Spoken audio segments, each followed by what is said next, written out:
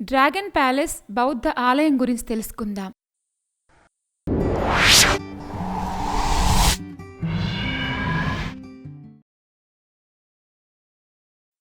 ఈ ఆలయం నాగ్పూర్లోని కామ్టీలో ఉన్న బౌద్ధ ప్రార్థనా స్థలం. ఈ ఆలయాన్నే లోటస్ టెంపుల్ ఆఫ్ నాగ్పూర్ అని కూడా పిలుస్తారు.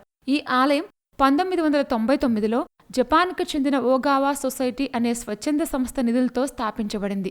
డ్రాగన్ ప్యాలెస్ చుట్టూ ఉన్న ఆలయ సముదాయంలో బుద్ధునికి సంబంధించిన చెక్కిన గంధపు విగ్రహం ప్రత్యేక ఆకర్షణగా నిలుస్తుంది. శాంతికి, ప్రశాంతతకు చిహ్నంగా డ్రాగన్ ప్యాలెస్ను భావిస్తారు. ఈ ఆలయం దాదాపు 10 ఎకరాల విస్తీర్ణంలో విస్తరించి ఉంటుంది. ఆలయంలో ధ్యానమందిరం కూడా ఉంది. ఆలయ గోడలు ముదురు రంగులో ఉండి మొత్తం నిర్మాణం తెల్ల పాలరాయితో ఆకర్షణీయంగా దర్శనమిస్తుంది. బుద్ధుని విగ్రహం ధ్యానమందిరం మొదటి అంతస్తులో ఉంది. ఓగావా సొసైటీకి చెందిన మేడం నోరికో ఓగావా ఈ అందమైన నిర్మాణాన్ని రూపొందించడానికి అధిక మొత్తంలో ఆర్థిక సహకారాన్ని అందించారు. వంపులు తిరిగే భవన నిర్మాణ శైలి పర్యాటకులను ఇట్టే ఆకర్షిస్తుంది.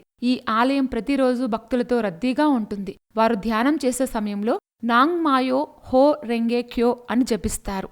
ఈ ప్రదేశం చుట్టూ పచ్చని పచ్చిక బయళ్లు, తోటలు డ్రాగన్ ప్యాలెస్కు అదనపు ఆకర్షణగా నిలుస్తాయి. ఇది అద్భుతమైన ఇండో జపనీస్ స్నేహానికి చిహ్నంగా ప్రసిద్ధిగాంచింది. ఈ ఆలయంలోని శ్రీగంధపు చెక్కతో చేసిన భారీ బుద్ధుడి విగ్రహం సజీవ ఆకృతిని గుర్తుచేస్తుంది. ఆ మోముని కనులారా వీక్షించిన వారు ఎవ్వరైనా ఒత్తిడిని జయించి మానసిక ఉల్లాసాన్ని పొందుతారు. ప్రతి సంవత్సరం వేలాది మంది యాత్రికులు మరియు పర్యాటకులు దీన్ని సందర్శిస్తారని స్థానికులు చెప్తూ ఉంటారు. అంతేకాదు, కామ్టీలోని ఈ డ్రాగన్ ప్యాలెస్ టెంపుల్ ప్రపంచంలోనే అత్యుత్తమ కాంక్రీట్ నిర్మాణంగా అంతర్జాతీయ అవార్డును కూడా పొందింది. ఈ ఆలయాన్ని దర్శించడానికి ఎలాంటి ప్రవేశ రుసుము ఉండదు. ప్రతిరోజు ఉదయం 5 గంటల నుంచి రాత్రి 8 గంటల వరకు పర్యాటకుల యొక్క సందర్శనార్థం తెరిచే ఉంటుంది.